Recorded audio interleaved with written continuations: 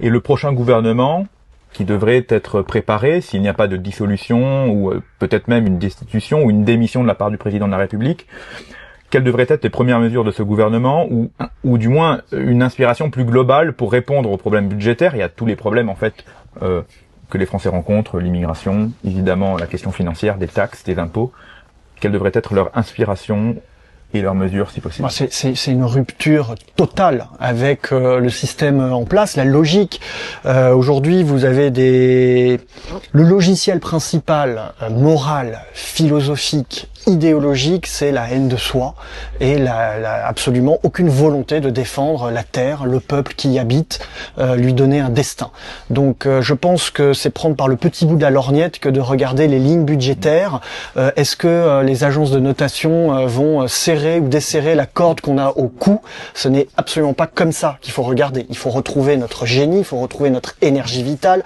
Donc les mesures, ça serait d'une part la rémigration, qui est aujourd'hui le mythe mobilisateur de toute la jeunesse et de toute notre génération en Europe. C'est possible, il y a des exemples historiques qui prouvent que ça a été fait.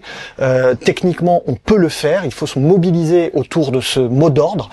Il faut évidemment reprendre une politique familiale digne de ce nom qui serve les Européens et les Français. L'éducation, retrouver notre génie.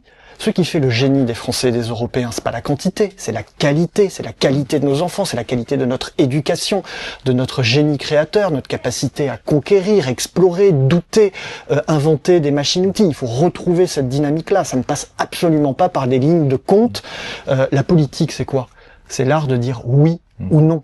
Je dis non à l'immigration de masse et au remplacement de peuple, je dis oui à la rémigration. Je dis oui à refabriquer des machines-outils. Je dis oui à l'éducation. Voilà, donc c'est une question de volonté.